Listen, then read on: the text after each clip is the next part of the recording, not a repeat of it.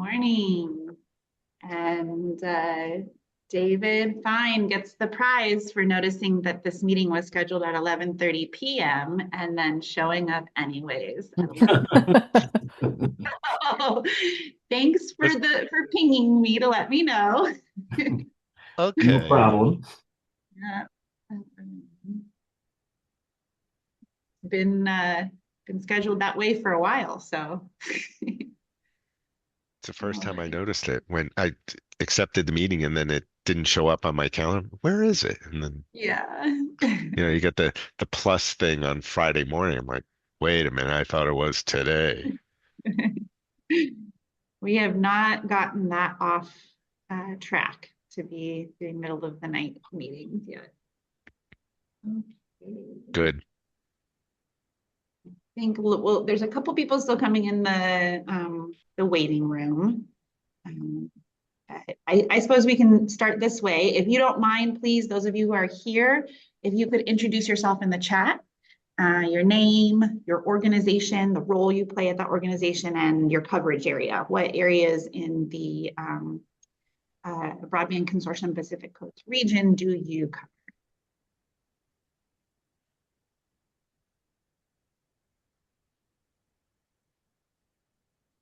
I think we also have some new faces on the call this time. We have some faces we haven't seen in a bit. So this will be a great opportunity for everyone to remember who we all are and reconnect.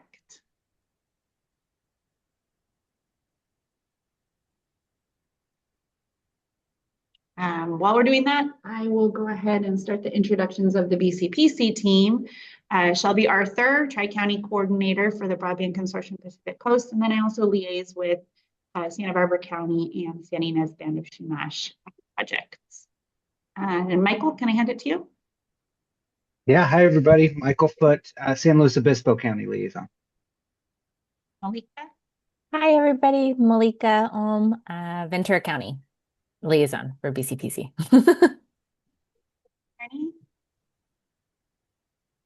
Was that me, Shelby? Yep, that's you.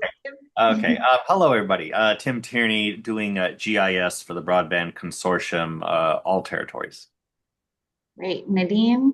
Hi, everybody. I'm Nadine. I'm the communications consultant for the BCPC. And Bruce on the call. Hey there. Good to BCPC. see y'all. Bruce Densley, President and CEO at EDC. And I guess we are the landing pad for this work that is done by the team you just met. Thanks. Great, thank you for being here. And then everyone else will ask you to introduce yourself when you come off mute to contribute to the conversation. But otherwise, please, again, just drop your name and introduce yourself in the chat. I think we'll get going on our agenda. We've got a pretty packed agenda, including a special presentation today. First thing, we'll call for some updates from all of our stakeholders on any of your projects that you'd like to share. I'll provide some Broadband for All updates from CPUC and other updates and initiatives around the state. Then we will hear from Dr. Elizabeth Belding, who's joining us on the call to share a study that she worked on or that she has conducted with her grad students on mobile broadband performance and access trends specific to our region. And then we will end, if we have time, with a roundtable discussion. There's a proposed carrier of last resort obligation change on the table, and we're just interested in hearing how you think this might impact your communities. So first, I'll open up the mic here. If you have any updates in deployment or adoption that you're interested in sharing with the group, we invite you to take an opportunity to do so here. And if I could, I'm just going to actually put David on the spot because I know he has an update on the FFA project. On the FFA project. So first and foremost, hi, Chris Albin. That's a little shout out. Okay. We at the tribe, the Chumash tribe in Santa Ynez Valley over in Santa Barbara County, received an FFA grant to provide 1 gigabit symmetrical access via fiber underground to all the residents on the reservation and tribal land, which includes a trust land that's about 3 miles away from the main reservation, and it's a housing development with another 143 lots on it. So we now have fiber in the ground to all 143 lots. We have one customer on our network over there, which is the critical infrastructure. So we're operating as their ISP until we formalize an agreement with an ISP to operate our network for us. On the reservation, we have all the mainline conduit in the ground. All the mainline fiber is in the ground, and we're doing the laterals this week. So it's kind of exciting now to finally bring fiber to the home and put our box on the side of the house. So our rough date for lighting the network, I'm just going to say late May at this point because there's still a lot of moving parts. Our active network equipment is on the way. That has to get installed, tested, and commissioned. Then we're up and running, and we just passed a big milestone this morning. We signed a contract with our ISP, which I can now say is cal.net. So that's all. It's a public-private partnership to provide service to the residents. Pretty exciting stuff. I'll take a break right there. Yeah, thank you. Very exciting. Thank you for sharing and for being put on the spot. Any other updates out there to be shared? I'll provide a quick update for the Aspire broadband build out in Moore Park. So they broke ground on their fiber network. They're the provider number 2, challenging spectrum in our market. They began construction in May. They lit up their first customers in November, and they are now at about 700, a little over that, customers. And they're about a third of the way through their build out. That's good for a 7% market share of all of Moore Park already.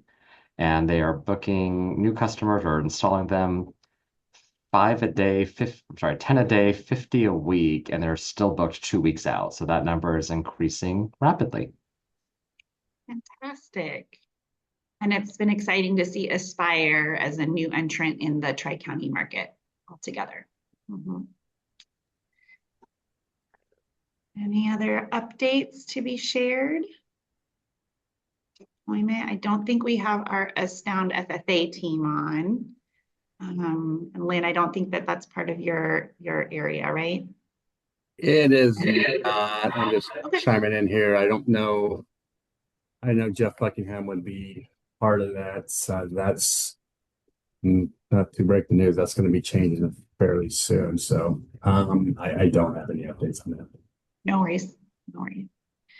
Anyone else on the call that wants to provide any deployment or adoption updates? I don't Does know if we anyone have- shared last Yes. round, but our Tri-County region received 1, 2, 3, 4, 5, 6, 7, 8, 10, 11 adoption grants from the CASIF adoption grant account for San Luis Obispo, Santa Barbara, and Ventura County for various digital literacy programs. Thank you for saying that, Mo. And those are scheduled to launch, before June. The first classes have to begin being delivered in June. The awards are specific to Santa Barbara County, so North County and South County are 2 separate applications, and then partnerships between the EDC and 4 adult schools in Ventura County, Moore Park, Ojai, Oxnard, and Santa Paula, all of which are ready to go right now. They're starting, I think, if not in March, if they did not start in March, they're starting in April. And then 1 award in Lompoc to serve Lompoc specifically. Great, thank you, Molly. I'm raising my hand because I can't find my chat raise. That's okay. Yeah, I just wanted to say that I'm Leslie Rule, council member from Ojai, and that we had on our agenda to sign our contract with Aspire. We had to push it because we had a really full agenda, but it's been vetted by our city attorney, so we're ready to go. with that, just as an update. And Can we- thank you to Brian for, we've spoken with him a little bit about Aspire and feel very comfortable in moving forward. Great. And Leslie, could you share very briefly the nature of that, of the partnership that you're voting on? Yeah, so it's the contract, and essentially, they are going to be, micro trenching and having available to every resident in Ojai. So there's every resident in Ojai the availability to, choose them as the provider. So they are just we're 4 square miles, a little bit over 4 square miles. So they've worked with Public Works to, make sure that the micro trenching is all good. There was some discussion about trying to put, our other wires underground, but we're not going to move with that because that's a much bigger project and would slow down, the process and certainly the adoption. So, yeah, is that complete enough? I mean, I Yep. don't have the specifics. The big discussion with us was it a franchise agreement? But the only thing I will say that we were that I pushed for was first right. In other words, we have the first right to purchase if they were to go into a deal or get absorbed or whatever, because Oh, great. we did speak a little bit about, the possibility of a municipally owned network. But in the end, it seemed to us to be a better way to go is just not to allow anyone to buy it other than us. Aspire, we trust they are our approved partner, but we don't want them to have the ability to sell it. So that was the only thing that I would say to keep in mind. If the biggies start gobbling up, you want to have the ability to not be gobbled. Great. Yeah, Well, sorry about and my, we it's like that's the way I think about it. It's So, not yeah. an unfounded fear either, or an unfounded concern, because we are seeing a lot of consolidation right now between different Consolidation, offerings. yes, that's the term I meant, not gobble up. I like gobble as well. I also like Okay. gobble. But I think we are seeing a lot of mergers and acquisitions that are taking place as well. Yeah. Great. Thank you, Leslie. And it's on a couple of key topics that we actually visited yesterday in the regional collaboration portal meeting. We're looking at communities that have specific microtrenching policies and that are working to develop something that ISPs maybe can utilize to expedite their deployment in communities. And so it's great to hear also that you did include that as a lever for Aspire to. Yeah, and we did a field trip to Brian's territory just to see what a micro trench looked like, and that was very reassuring. Because what is really a micro trench, and until you see it, it could be anything. So that was also very helpful. I can't point out, how much it really did help us to speak and have communication and with Brian for sure. Yeah. Yeah. Any other updates from around the Tri-Counties? I did see, Lynn, I saw a post that you shared on LinkedIn that Astound and G-Fiber are moving into the same overhang. Yes, there is. It has been announced a merger between the two. Obviously, regulatory rules and everything else, especially in California, business as usual for both of us. Probably for 12 to 18 months till everything gets approved. But yeah, pretty exciting news on the horizon. Great. Cool. Thank you for the update. Okay, we'll move forward into some, I have one more announcement. This is from the Santa Barbara Foundation. They will be hosting their 4th Digital Equity Coalition Summit on April 30th at the Goleta Community Center. We have a really cool lineup, and the Digital Equity Coalition Steering Committee is inviting partners from across the county lines to join. If this is something that's interesting to you, if you're interested in seeing what a digital equity coalition looks like functioning in Santa Barbara County, we would invite anyone from the neighboring counties as well.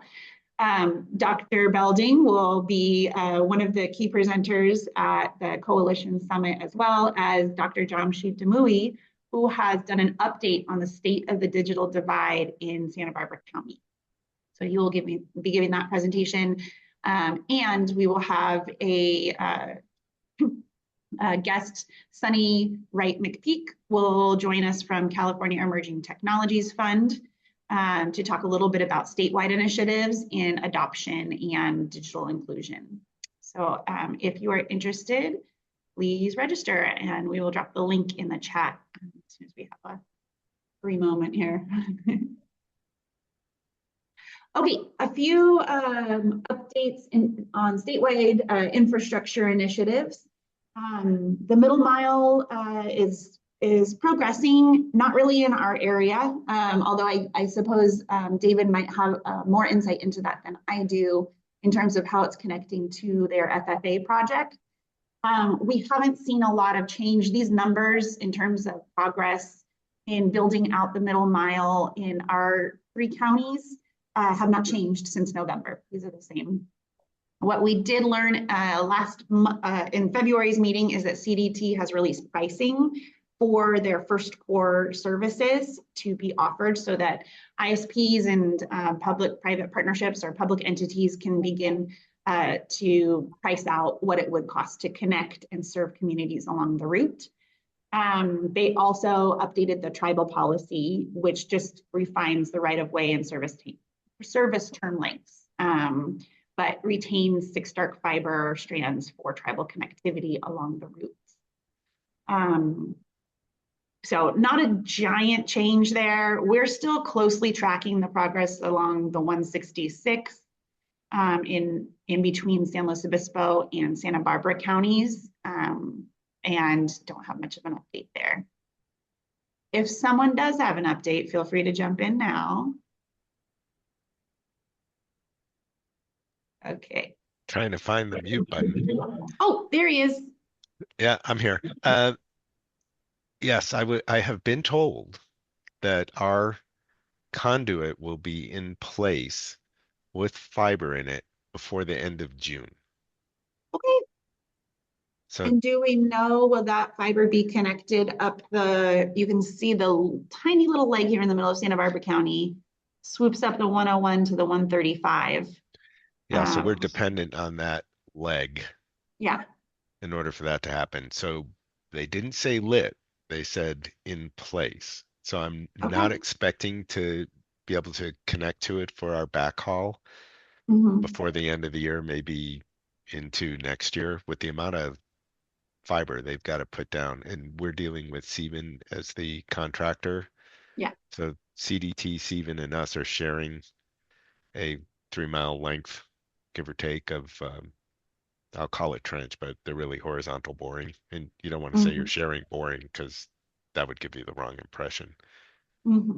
Okay. Come on, people. That was okay. Anyway, everyone's muted. You can't hear I know them. it can't all be dry. So anyway, but we're dependent on that for backhaul. But until they get there and are able to light it, we have a Comcast circuit that we'll be using and probably keep as a redundant path. Great. Thank you.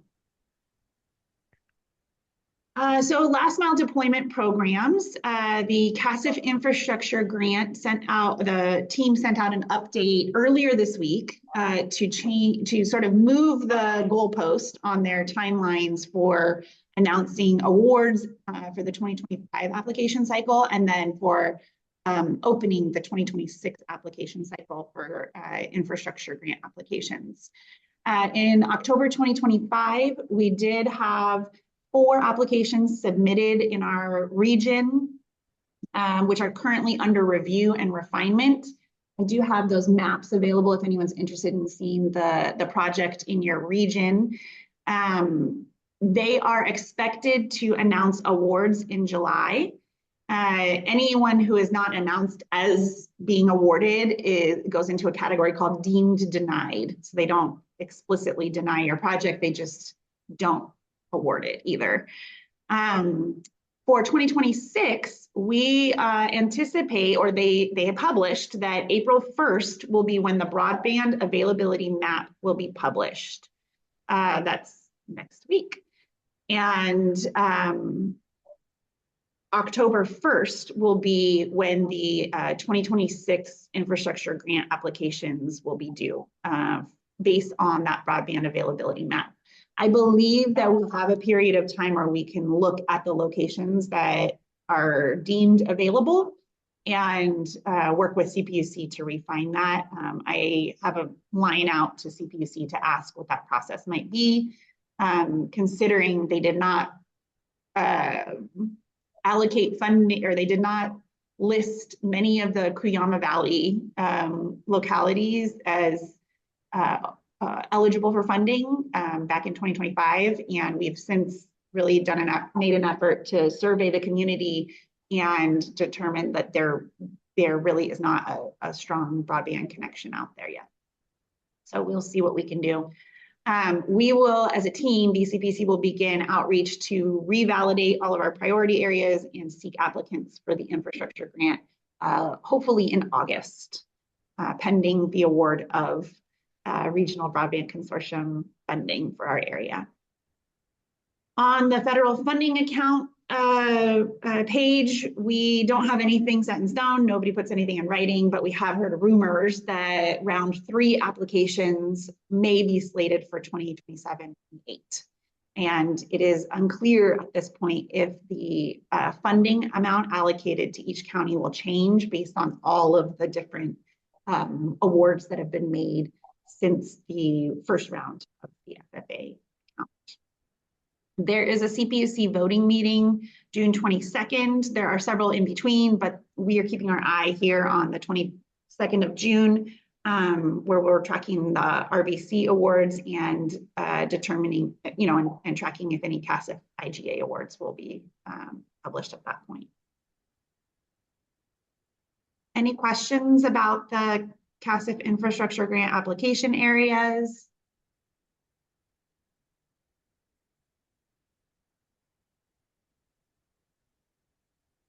Excellent.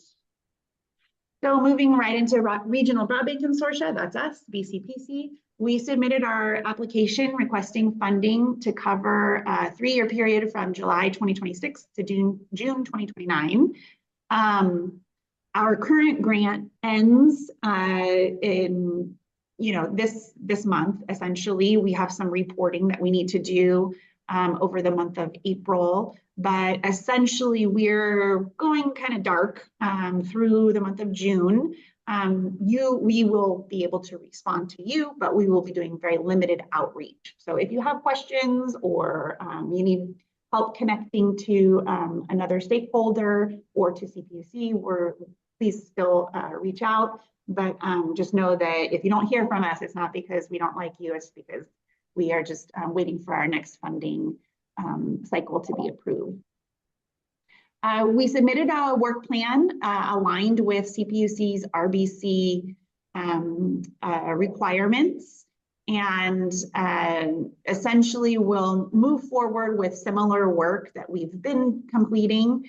The only thing I will, convening stakeholders, looking for priority areas, matching them to potential providers, and then supporting any applicant in seeking funding for projects, whether that's private entity, a public entity, a partnership between the two, a nonprofit entity. We've worked with California Broadband Alliance quite a bit as well. And then, the other side of that is to share out the deployment progress with our stakeholders to help inform other digital equity planning initiatives.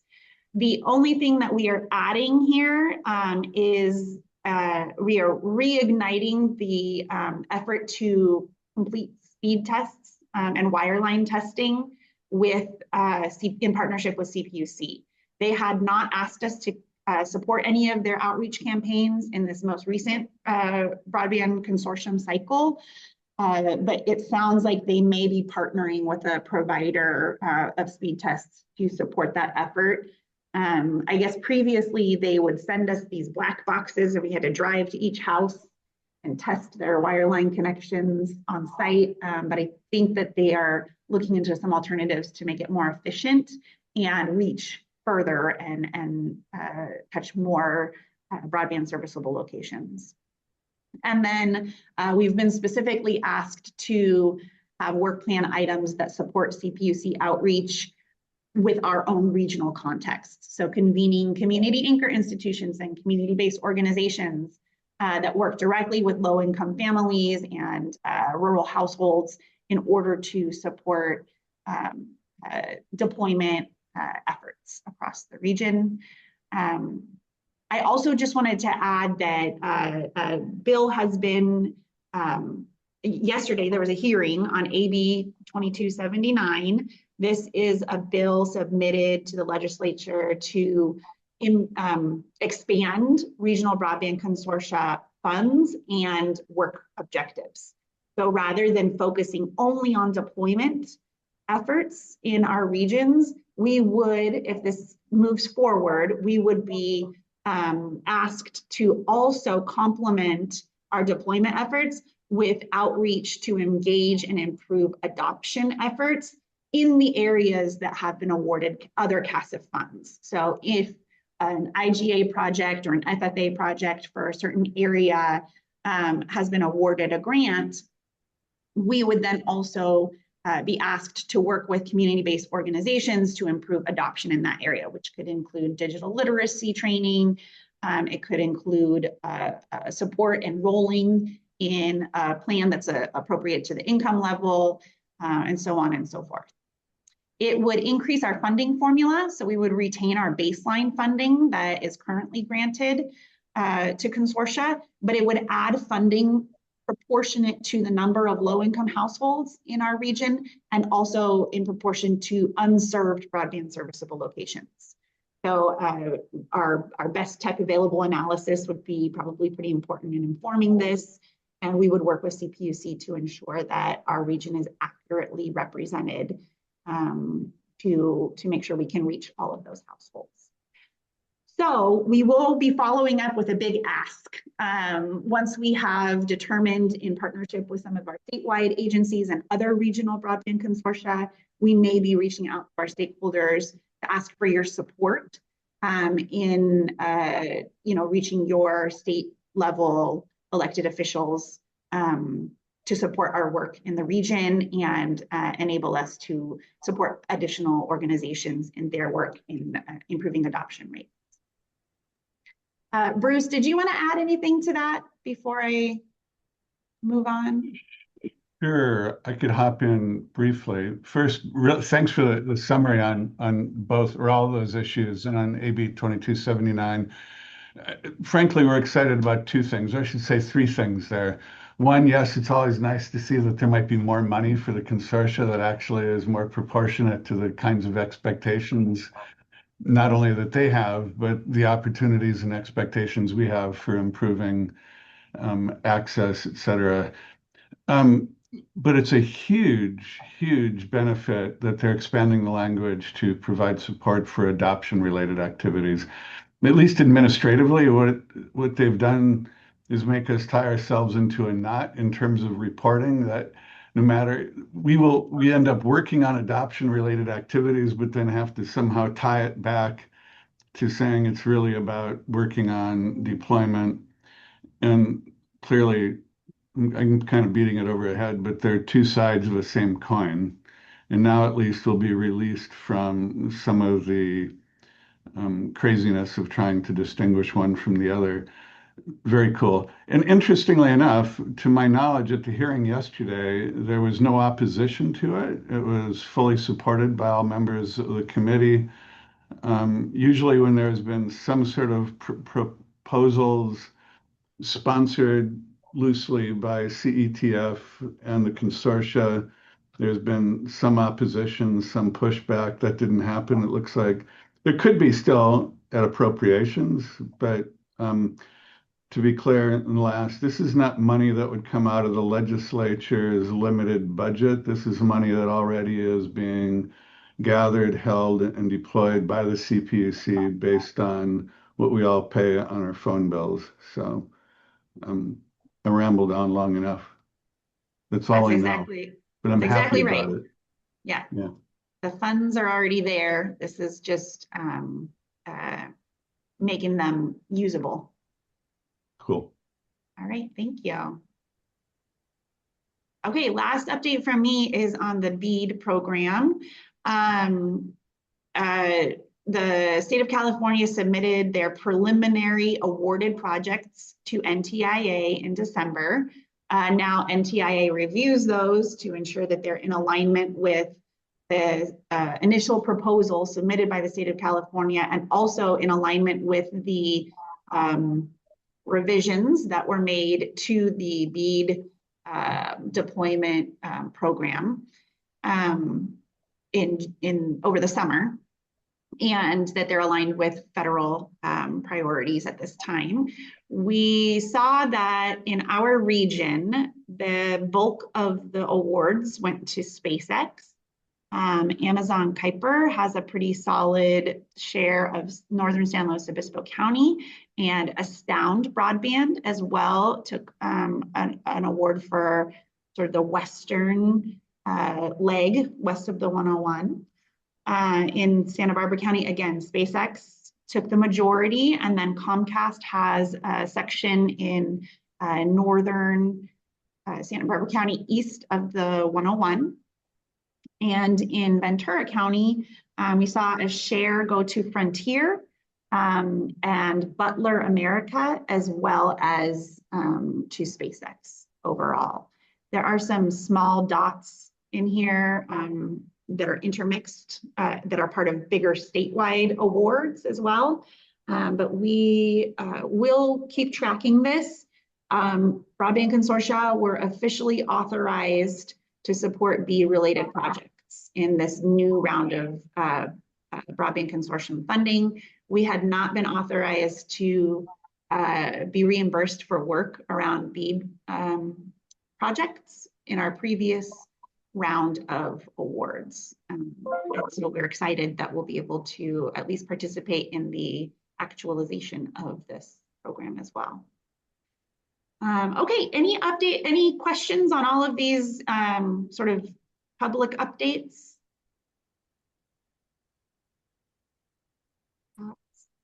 Concerns? All right. Well, I am very excited to introduce you to Dr. Elizabeth Belding from UC Santa Barbara, professor of the Department of Computer Science and Associated Dean of Diversity, Equity, and Inclusion in the College of Engineering. Dr. Belding actually also helped with some data analysis in the Santa Barbara County Broadband Strategic Plan with one of her grad students, or two of her grad students at the time. So she is returning to share with us a little bit about this mobile broadband performance study. And I will stop my screen share so that you can take it on. Great, thank you so much. All right, I'm gonna share my slides. Thank you for giving me the opportunity to talk to you all today. I wanna share some research that we've been doing looking at mobile broadband access and performance. We specifically looked at the Tri-County area to understand how well people are actually getting mobile access. So what we did here is we have a partnership with the CPUC, and you may know that they hire contractors to drive around the state of California twice per year. They measure about 5,000 locations across the state using speed test data and look at coverage. And so we have access to that data, and we've done an analysis for them about what mobile coverage looks like across the state. And then we did a deep dive on the Central Coast for this community in order to see, what the performance actually looks like. So, ISPs report twice a year to the FCC what their coverage looks like. So we can both look at what the raw data from CPUC is showing, and then we can also compare what that data shows versus what the providers have told the FCC their coverage looks like in various geographic areas. So again, we've done this across the state as well as within the Tri-County area. So this is a map of the locations where CPUC conducted their drive tests within the Tri-Counties. They, again, do this twice per year, and they've been basically expanding where they collect their measurements over the 10 years that they've been doing this, although sometimes they focus more on urban areas than rural areas. We actually think it's more important to focus on rural areas because that's where the coverage tends to be more poor. So we looked at performance both longitudinally to look at how has coverage changed across the Tri-Counties in 10 years. We look at comparisons by provider to see which provider is offering better cellular service. We also look at performance for the 3 counties and to look at how performance compares versus county. And then we also look at what the most recent data shows us, which is from winter of 2025, to really give a picture of what the current state of the art is in mobile access. And then what you'll see is that we also break out urban versus rural versus tribal. Unfortunately, there's only 2 or 3 tribal locations in most data sets, but there's a nice comparison of urban versus rural performance as well. So that's the kind of data you're going to see. So first, we're going to look at how has the landscape of cellular connectivity changed over the past 10 years. Then we'll do a deep dive on 2025 mobile broadband speeds, again, by provider and county, breaking it down by urban, rural, tribal. And then we'll look specifically at what the CPUC data shows versus what the cellular providers say that they're offering for coverage there. And finally, one of the last things we've done is we've tried to direct the CPUC about where they could be taking measurements based on where we think cellular performance is underperforming relative to what the providers are saying, but the CPUC is not actually taking measurements there. So we've tried to give them some guidance about where they should direct some of their future measurement campaigns.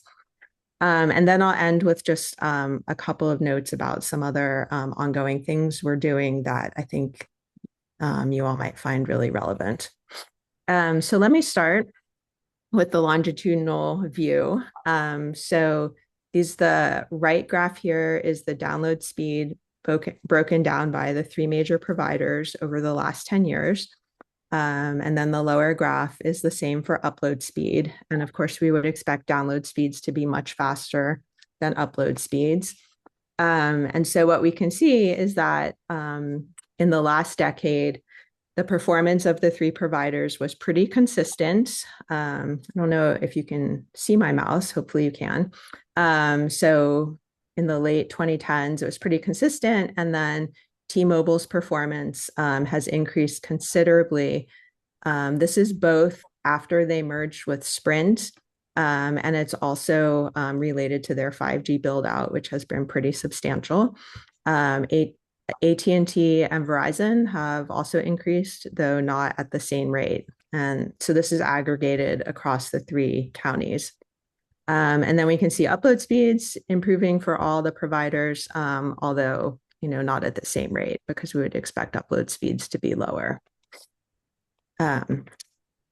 This is a graph of latency. So I don't know if you have questions. This is all based on the CPUC's app. It's called Surveyor, which is very similar to like the Ookla speed test app. And so it measures latency to servers. I think these are their West Coast servers. But in any case, we can see that latency has decreased for all providers and is, hovering. This is an average. So it's sort of hovering in the less than 200 milliseconds. T-Mobile's actually is surprisingly a bit higher than the others, but in any case, generally decreasing over time. I don't know if we want to take questions like as we go or wait for questions. I'll leave that up to you all. I can't necessarily see your icons. I've kind of collapsed them. So if you have a question, I guess you can jump in. Shelby, do you have a preference? You know, we are a little informal here. So Okay. if anyone has a question, if you're comfortable with it, Yeah, absolutely. I say we have a conversation then. So feel free Great. to unmute if you have a question and ask Dr. Belding for an answer. Dr. Yeah, and I would say Belding. just jump in. Yeah, because I can't see the icons. I've collapsed them. Okay. Jumping in. Can you back up one slide? Yeah. Okay. Okay. It's going to get a lot more detailed and interesting, I think. Ooh. Okay. This is just the high level average across the counties. We're going to dig in. Did you have a question? Yes. Are we going to get to actual coverage map so we can see the holes? Not necessarily. This is just based on the data, the locations Collected. where they have done, and it's about roughly 200 locations across the tri-counties per measurement period. So no. Yeah. But we do have recommendations on where we think there are holes, which I'll talk about later. Oh, good. Okay. Okay. So I'm going to jump in real quick. Yes. Do you have any maps for the cell coverage for the different towers and all their locations? Yes. Later in the talk. All right, I'll wait. Okay, good. That was what I was looking for. Thank you, John. Okay. So this is now broken down by county. Again, the decade-long view. And so this is download speed. So we see generally that Santa Barbara lags behind, has, about half the download speed that Ventura and San Luis Obispo have in the locations, the 200-ish locations that were measured by CPUC. Yeah, so a lot of the time I'll focus mainly on download speed because this shows much wider range than upload speed and, tends to be what most people care about, but we have graphs for everything. This is a box plot. I don't know if you'll be familiar with this, but it gives a lot more information than an average. And so basically what it shows, instead of just plotting an average, this line here is the average. Actually, it's the median, but that's close to the average. And then you have the 25th and 75th percentiles. David, I can see you. Can you nod if you can see my cursor? Great. Yes. Okay, so this is the 75th percentile, and then this is the maximum, and then there may be a couple of outliers. But basically, this shows the range of speeds that were measured by CPUC over time. So starting with fall of 2014 to winter of 2025. And so as the boxes get bigger, that means that the speeds are increasing and the median or average is increasing. But it also shows you the high variability. So occasionally in San Luis Obispo, they are measuring as high as like 900 megabits per second download. The 25th to 75th percentile were in this range, which is about maybe 50 to almost 400 megabits per second. And then there are cases, that like barely measure anything. And again, this shows you that San Luis Obispo really has superior connectivity, particularly to Santa Barbara, with Ventura not too far behind San Luis. So you can take two things away. One is the difference of Santa Barbara versus the others. And the other thing is just the wide range of performance, which, if you've used a cell phone, it's probably not that surprising, but it does show, general inconsistency in what people are getting. Now we have the same graph by provider, so AT&T, T-Mobile, and Verizon. And so T-Mobile, again, has really surpassed the other two providers in the last year. So that's why their line is much higher. But again, all three providers show really wide variability. So here, like for T-Mobile, the median is at just over 400 megabits per second, but the 25th percentile is under 200, 75th going up above 600. So with a lower mean, you would expect a smaller distribution. But in any case, again, and then these n values, this is the number of data points that went into this graph. So for instance, in winter of 2025, there were 81 measurement locations for AT&T, 72 for T-Mobile, and so forth. So somebody asked about cell towers. So this is a graph, a map of where the cell tower locations are. And this is based on crowdsourced data. So it's not ground truth. There's two tracking services. One is called OpenCellID. One is called Mozilla Web Services. I don't exactly know the details of how they collect their data, but basically it's based on user movement and sort of aggregated reporting of information. So there can be cell towers in this map, or there can be cell towers that are actually deployed that are not in this map if people haven't been near them to crowdsource that data. And they do age out infrastructure. So I think if the cell tower isn't heard from again in some period of time, they remove it from the map. And there's also obviously some, inaccuracy in the exact location. For instance, we would not expect cell towers to be in the ocean, although maybe they're on the platforms. I don't know. But in any case, this is, broadly where the cell towers are along, major roadways. And if it was of interest, I could get it like a zoomed in version to any particular area. But in general, the cellular providers don't like publish this and make this available. You have to just crowdsource it. Okay, so we looked at that information, cell tower density. This is broken down by county. I think, yeah. Oh, yeah. So the number of cells per square kilometer.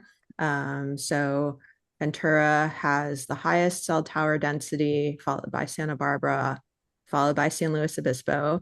This is just looking at raw infrastructure. It's not related to where the population is or how dense the population is. It's just looking in terms of the number of cell towers deployed per square kilometer. And so to relate that to population or need, we would have to go a bit deeper into the data. And then this is just looking at urban versus rural versus tribal breakdown, aggregated across all the providers and across all the counties. And unsurprisingly, and as we should, we see, a much higher deployment of cell towers in urban locations than in tribal and then in rural. And I would say that the tribal data, all of the tribal data we have, there's kind of an asterisk on it because there's not a lot of tribal data to begin with. And then the team that actually goes out and does the measurements, they often don't have access actually to, reservation land. And so the measurement locations are often geographically quite close, but not necessarily within the tribal boundary itself. So you have to take any tribal data with a real grain of salt here. So this is looking at average download speed by provider, by county. So for instance, we see AT&T, T-Mobile, and Verizon, and then the different colors correspond to the different counties. So again, T-Mobile has the highest average performance. And again, we see that it's higher for San Luis Obispo and Ventura compared to Santa Barbara. And if you recall, we saw that graph, the box plot with the distributions. So T-Mobile, because it has higher averages, also has a wider distribution or wider range of performance. But generally, this is what you're gonna kind of expect to receive for each of these individual providers in these locations. And again, these N values are the number of points, the number of measurement locations that are going into these different bars. This is looking at each county, but now broken down by urban, rural, and tribal. And again, here we only have 2 points for tribal, so probably just ignore it, but we included it anyways. Very consistent with national performance. We see much higher speeds in urban areas versus rural areas. And again, Santa Barbara has significantly lower speeds, in this case, half of the performance that we're seeing in the other two counties. Maybe I should pause here. I've been talking for quite a while, probably like halfway through the slides. Does anyone want to ask another question? I do. Who'd I jump over? Was that Tim? Yeah, I'll let you guys go fight. Go ahead, David. Okay, thanks. Thank you, Tim. So, Dr. Belding, for tribal. Please just call me Elizabeth. Okay, Elizabeth. Yeah. For tribal, it's just in a reservation where they have the data point, correct? I would say it's close to the reservation, very close. Okay. Yeah. I will also say the original data we got from CPUC was labeled as urban, rural, tribal, and all of the tribal points were mislabeled. So I don't know if you get their raw data, but we had to go through and geographically geolocate every data point and compare it to what the census says about that location. And the vast majority of what they had considered tribal were not actually in or near tribal lands. I don't know why. Well, we've challenged every piece of data that's ever been published because it's been incorrect. Yes. Or inaccurate. That's a better way to put it. There you go. Unsuccessfully challenged, I might mention. I mean, the FCC just waved us off and said, oh, it was provided by Comcast or whomever. So they must be right and you're not. So you've actually gone through the formal FCC challenge process? Yep. Interesting. I will have a final slide about that at the end. Was there another question? Yeah, from me, Elizabeth. First question, can I call you Doc? No. No, you cannot. I cannot. Okay. Then Elizabeth, let's see. Regarding the data gathering, is that being done by, you mentioned they have an app. Now, is this app just on a standard cell phone or on some special piece of equipment? Because I'm wondering if somebody had the energy to try to replicate or expand upon your results using equivalent hardware, software, what would that require? Yeah, I think it's just done on Android cell phones. There were some tests that were done on tablets, and they weren't necessarily consistent with what we were seeing on the cell phones, so we didn't look at them any further. In the past, CPUC has done multiple speed tests per location. They've done UCLA. They use their own surveyor app. They use something called OKA, which I forget what that is at the moment. And then I think they also used MLab. But generally, UCLA and Surveyor show pretty consistent performance. And UCLA always outperforms the other types of speed tests. So that's the data points that we pay attention to. In fact, we've even recommended to them, don't bother with MLab, Measurement Lab, or whatever UCA was. Okay. And my second question is looking at this chart that's up here right now and seeing the differences in, actually, I think it was the previous page. It was the differences between, the providers. And so are the providers sharing cell towers, or is a given cell tower built and dedicated to a single provider? Oh, because I don't know the answer. You don't know. Okay. Well, then, so allow me to speculate. If it's because if a cell tower is just a neutral territory and any provider can transmit their signals through it, then that makes me wonder why there would be differences in the performance we see here. But I'm also not a wireless technician, so I guess there's there could be other variables involved. Yeah, I think that these major competitors are going to all have their own infrastructure, though I don't know that for sure. The type of performance that they experience is going to be dependent on a lot of different things. It's going to be dependent on the cell tower density. right? So, stronger signal strength is going to give you higher performance. It's going to depend on whether they're using 5G standalone versus 5G NSA, which is operating over LTE equipment. And it's going to depend on what frequency band they're using as well. So different frequency bands tend to give different average performances. So it's a combination of all of that.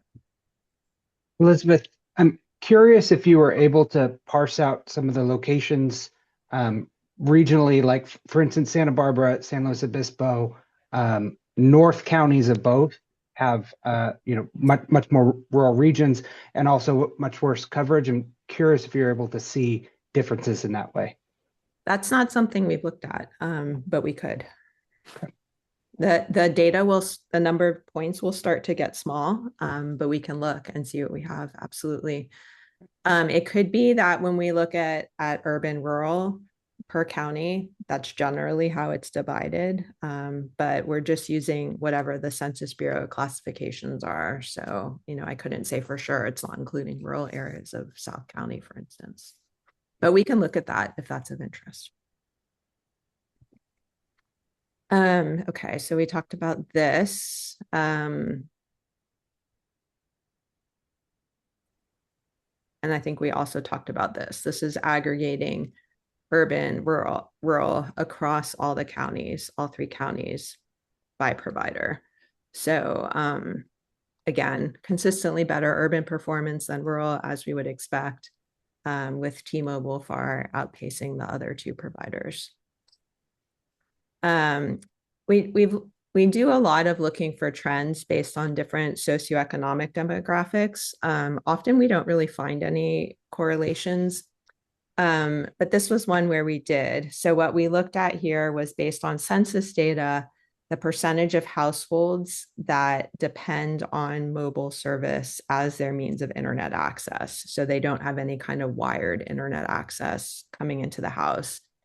And so the green bars here mean that more than 20% of homes in the area depend on mobile connectivity for internet access versus blue, which would be primarily wireline access.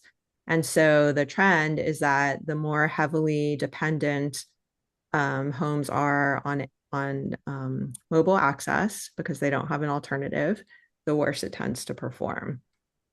Which again isn't necessarily surprising because these are going to be areas, away from current wireline accessibility, which are also tend to have, lower mobile performance. But it's, I think, a good way of contextualizing the challenge of, it's kind of a double whammy, right? Not only do they not have wireline access, but they also have lesser mobile access. So I think it's important just to always be careful about saying, well, people have mobile, so it's okay, because it's often not okay. Yeah. Did this include fixed wireless from the wireless guys, or again, just back to a cell phone someone's holding in their house? I don't believe this includes fixed wireless as an option. Okay. Thank you. So I don't know for sure. I'd have to go back and check. Well, it looks like it doesn't. That's why I was curious. But then the speed from T-Mobile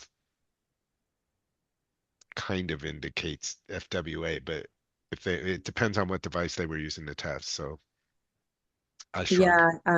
Again, these are just Android cell phones. They typically tend to use recent models. Probably Samsung, though I don't know for sure. Okay. Okay. So I think this is where it gets really interesting. One of the things my research group is really interested in is coverage overstatement. So what the ISPs say versus what the speed test measurements show. So here we're looking at whether or not the speed test measurements pass whatever the FCC performance threshold is for that type of service. So for instance, the FCC says, for 5G networks, to sort of qualify for broadband, it has to be at least 35 megabits per second down, 3 megabits per second up. For 4G, it was lower, 5 megabits down, 1 megabit per second up. So we say, okay, what percent of the tests, the speed tests that were taken, meet or exceed these thresholds. So, is it actually operating at a 5G or a 4G speed? And so these are the pass rates by type of population, or urban, rural, tribal, aggregated over the tri-counties, broken down by provider. So what this shows, the takeaway is that depending on the provider, 15 to 35% of the urban tests do not meet the broadband threshold, and 30 to 40% of the rural tests do not meet the broadband threshold. This is aggregating over 5G and 4G together. The trends are not that different. 5G actually tends to be a little bit harder to meet because 4G has been around for so long. And then the difference between the urban and rural pass rates for T-Mobile and Verizon is pretty significant, that they're really offering much poorer service in rural areas. And again, 35.3, this is a pretty low threshold, right? That it's nothing like compared to what we would expect from wired, but they're not even meeting that threshold. And then this is broken down by county and provider. And so in Ventura, the green bars, which tends to have the better service, 15 to 25% of the tests fail, whereas in San Luis Obispo and Santa Barbara, it's 25 to 40% of the tests are not meeting that 35.3 threshold. Okay. This is a representation of the measurement locations that CPUC did not meet the coverage requirements that we just talked about, colored by provider. So maybe this gives you an idea of the urban versus rural that we were talking about. I'm sure you all know these maps much better than I do. But the points are everywhere, right? They even appear to be in the downtown Santa Barbara area. We can give you the exact geolocations if you're interested. And then certainly I would imagine this is a more rural area. We see lots of locations failing those requirements.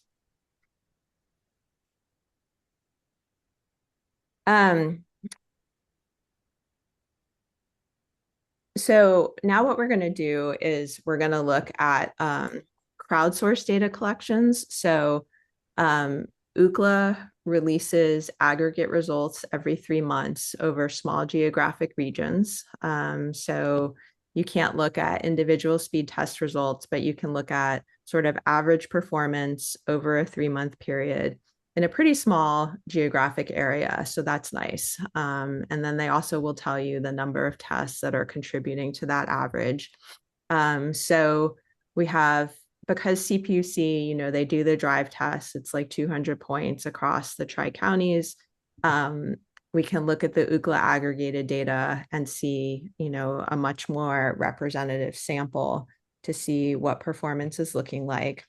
And what we used this for was to look at using Ookla aggregated data, where do we see low performance in areas where CPUC is not measuring? And so we use this as a way of directing them to locations where they should be measuring, because we know that for the most part, urban areas are pretty well covered. And so if you want to be really studying what is happening in areas that are less likely to be covered, these are the indications from crowdsourced speed tests that show we're probably not getting broadband speeds, and CPUC is not collecting data in these locations. And of course, we could zoom in and we could get much more granular, but the color coding here is based on how far away the location is from the nearest test. So most are in the 3 to 4 kilometer range from the nearest test. Some are quite far, these darker colors. And so these points are showing that aggregated over many crowdsourced speed tests, these locations have less than 35 megabits per second down, 3 megabits per second up. And we recommend for CPUC to measure more in these geographic areas. So this is the main data that we have. So what are the key takeaways? So mobile broadband is much better than it was a decade ago. particularly in Ventura County and in urban areas. We're seeing really improved speeds. Santa Barbara County is lagging the other two counties in mobile broadband performance. And, you know, I have a lot of issues personally based on my research with the maps that are provided by the carriers. They tend to be really inaccurate. They tend to grossly overstate coverage. Just based on this, 15 to 40% of the locations aren't meeting this bare minimum of 35.3 performance, which again is not a challenging threshold. And we found locations with, again, poorly performing speed tests that could be measured. I just want to conclude with two brief advertisements for other projects that I think are very relevant to the type of work this group is doing. One is a project called Cell Watch, which is something I've done with collaborators at Georgia Tech. And we've developed the only third-party app that's been approved by the FCC for cellular coverage challenges. And so we have this app for Android. It's available for download at the Google Play Store. And it'll record, it uses speed tests. It'll record the geographic location of the speed test. It asks a couple of questions that the FCC requires, like, is this indoor or outdoor? Are you in a moving vehicle or are you stationary? Some other things. And then if you give it permission, it can report the measurements to the FCC directly as part of the challenge process.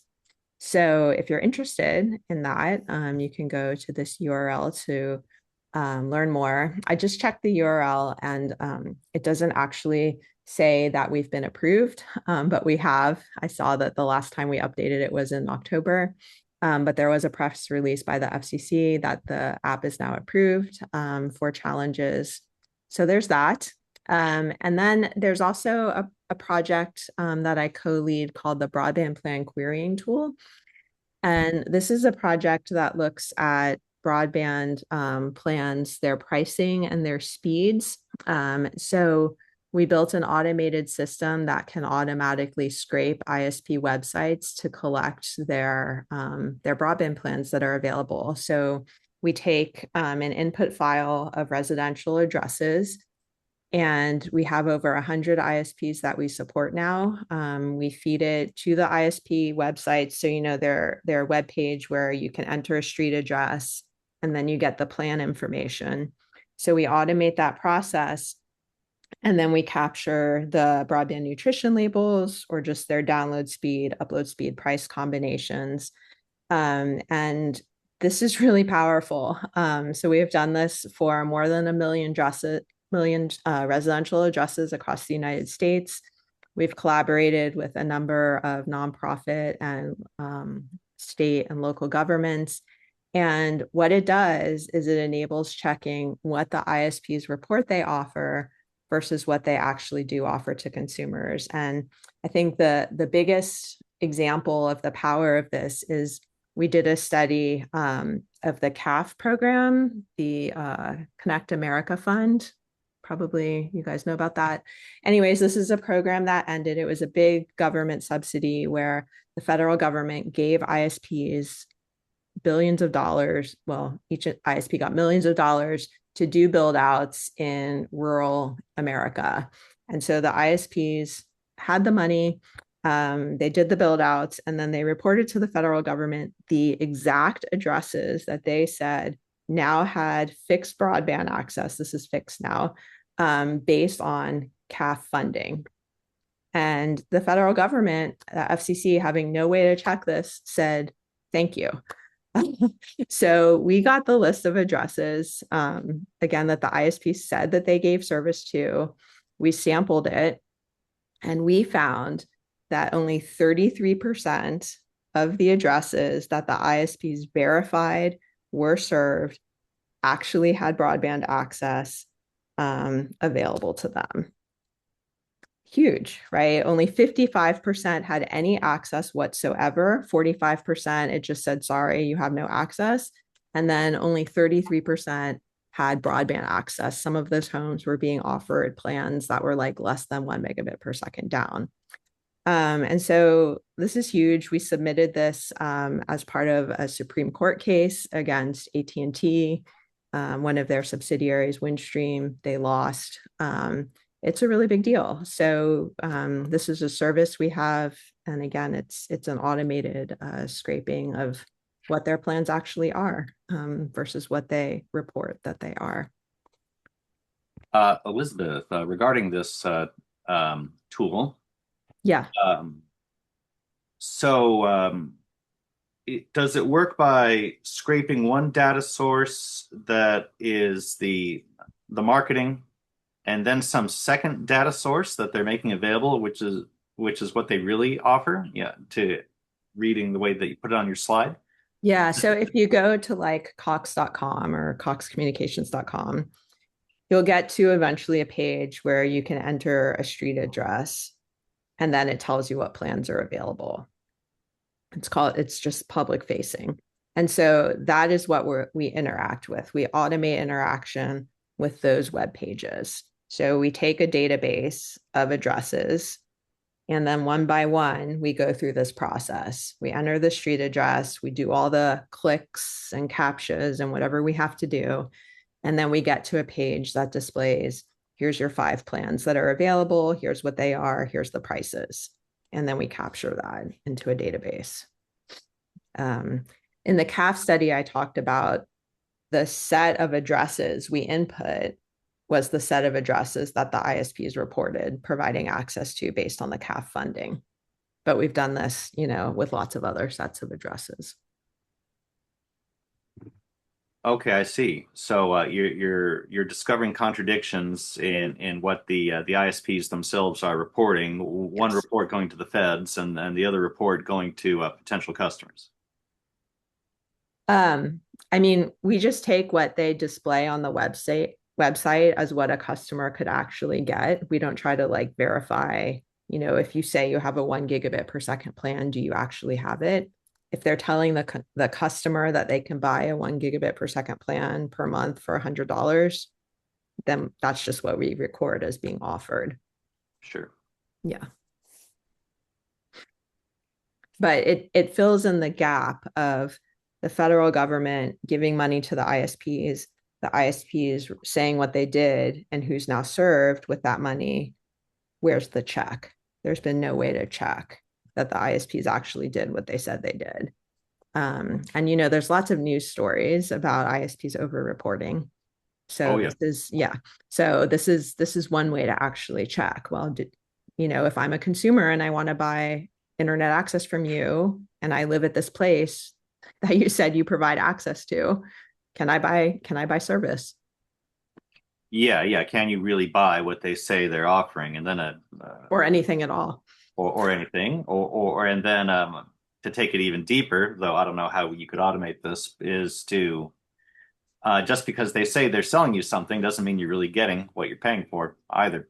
Right. That's the missing link. And so that's what the speed test can help with. But the current state of the art is that there's no way to link the 3 pieces of information. What can you buy? What did you buy? And then what are you getting? What are you getting? Those are 3 different data sources. And there's no way to link those right now. We can look at what people get, but we don't know what they bought. We don't know what they were supposed to get, right? That's the missing information, the speed test. So suppose somebody in a fixed connection produces a speed test that shows 50 megabits per second. Well, maybe their plan was only a 50 megabit per second plan. If their plan was a gigabit per second plan, that's a really big deal, right? To only be getting 50. But if all they were buying was 50 or 100, it's like, well, that's kind of what you paid for. But there's no way to get that information right now. The other thing we've done with BQT is we've looked at pricing trends. So for instance, we've looked at digital redlining and pricing. We've looked at competition. Does pricing change when there's competition versus when there's not? Does pricing change based on different socioeconomic variables? And one of the things state governments are most interested in is, are plans affordable? So we can look at, we usually use like a 2% of household income demarcation for affordability. And we can say, okay, well, based on census data, this region's median household income is this. So does this region have access to plans that are 2% or less of whatever that median income is? And Okay. often the answer is no. And can I ask a question? And first, I'm going to apologize. My internet keeps going in and out. Ironically, No way. I literally had to turn on my mobile hotspot tethering right now because my internet connection keeps going out. So if it can happen in the worst time, it will happen in the worst time. But my question for you, and I apologize if you already answered this, but does CPUC accept these results to challenge their funding eligibility data? We literally have some spaces in our region that are seeming to be not eligible for some of their funding programs to connect, but the community says we don't have, the speeds or the option, and so I'm wondering if this can be used by the CPUC to fill that discrepancy, or if it's just something we can, I don't know, use. Yeah. I bet they would. I bet they would use it. We have 2 ongoing projects with Cal Advocates based on affordability. And so they're very familiar with our work. It's using this tool. I bet they would. They would at least be open to discussing it. Yeah. Well, we can follow up maybe too. And yeah. Great.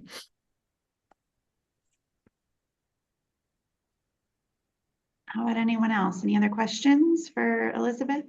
This is great data. Thank you so much for joining us today to present and share all of these updates. It fills in a gap that we don't talk about too often on our calls, which is, what are people doing that don't have a wired connection, can't afford satellite, don't have, a solid connection in home.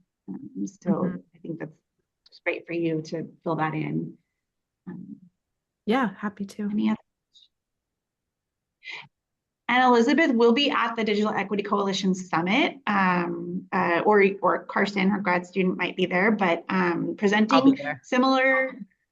on the study, but in the context of sort of this gap in affordability and reaching households that need an extra boost, right? Like, how are we bridging the digital divide in our area? So you can think about questions and follow up with her then too. Or feel free, to Google me and send me an email if you have any follow-up questions. Be happy to talk to anyone in more detail. Thank you so much. Yeah, thanks for letting me be in your meeting. Well, we have 10 minutes left. I did have a roundtable discussion prepared just in case. And I would just maybe pose the topic to you, and maybe we can follow up in the future. But before we jump into that with the last few minutes, I did want to just reiterate that BCPC is, going to have very limited outreach over the next few months. But if you do need something, please feel free to reach out to Bruce, and he'll channel the question to the appropriate person. And we'll make sure that your support of our stakeholders goes uninterrupted. And I guess the topic for the roundtable, I don't know how many people have been tracking the Carrier of Last Resort program. Brian, thank you. AT&T asked a year and a half ago to be relieved of their Carrier of Last Resort obligation, while simultaneously submitting several applications for FFA funds so they could upgrade their infrastructure to fiber from their copper lines. And they were not granted relief from their from the COLR obligations, and they also, I believe, received the FFA funds, but they have now, in partnership with the Public Advocate's Office, have now crafted a joint proposal to supplement CPUC's staff proposal for how to revise the Carrier of Last Resort program so that it still supports community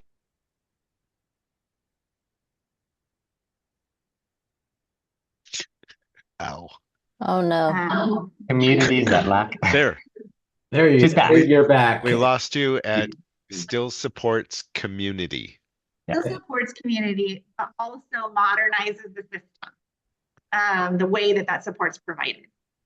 So I'm going to pop the link to the most recent sort of statement on the joint proposal here for all of you to review. I guess my question, rather than really digging deep into what this is, my question so that you all can talk in case my internet goes out.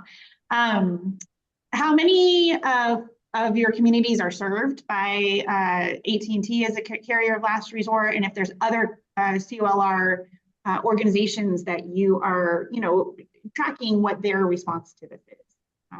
To what degree is COLR pretty important for your folks? So AT&T is the base telephone provider within Moorpark. We actually are not opposed to a process for AT&T to shed their COLR requirements. Our big concern is the marriage between getting rid of copper phone lines here and the public safety power shutoffs that ravage our region. So every year I have thousands of homes here that lose power for up to 72 hours at a time, every year. The concern I have is with people with copper phone lines, when the power's out, they can't get to their mobiles, the mobile networks may be down, and I have no way to reach them, especially with emergency communications. So public safety power shutoffs coincide with the highest wildfire risk. This is a problem.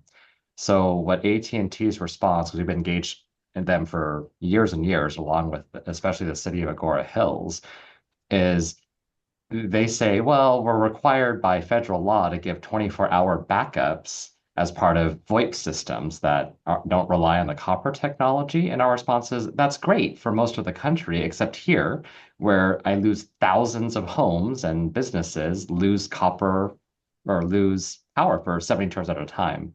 So what we've said is we will consistently oppose this unless there's a requirement, whether it's in the state law or in the PUC regulations, that you need to make at least the offer for PSPS affected regions a 72-hour battery backup option.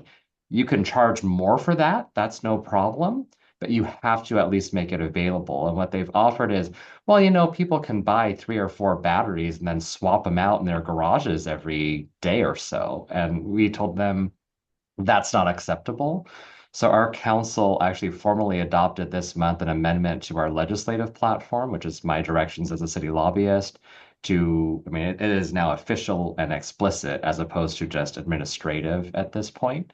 So we're tracking 2 bills in the legislature right now, and we'll likely say, we're not opposed to this process, but as part of this process, you need to address a unique need. And can I add one tidbit there, Brian? If you have aerial fiber, then that's susceptible to melting. We already had that happen a year and a quarter ago on the west side of Santa Barbara County. It cut off the whole valley. Also Not good. one credit card transaction or debit card transaction could occur. Yeah. For 3 days. For a long over time. a weekend. For a long time. And so what we're doing on our side with our fabulous Chumash fiber network is giving each subscriber a battery backup device with the ONT and the router. So they'll stay on for hours, but I can't guarantee 72 hours. That'd be a big battery. But it's something, and that is in the big effort to get them off copper with Frontier. We consulted with the CPUC on this topic also, and we expressed very similar concerns. Brian, is that in emergencies the cell towers go out immediately, and that or not get overloaded, which is even worse because you think you have signal, but there's no. Well, or they're burned up, which is a real problem. Yeah. And shoot, now I lost my train of thought. Anyways, yeah, we said it was a pretty bad idea to alleviate them of their responsibility to provide telephone service. There was a secondary reason that I forgot at the moment. Well, and the other piece of that is that as they get rid of copper and things move to fiber, it makes it harder for them to say, okay, we can provide carrier of last resort without some sort of acceptable solution. And if that's a battery backup, fine, then they should be providing the battery backup, especially in rural areas. Well, Oh, and I think person's let me humble just say, I think we also said that we have no evidence of acceptable cellular service in the home, and that they're not able to provide that, let alone outside, right? But right. there's no testing inside homes of cellular quality, and without that, you can't rely on it. Mhm.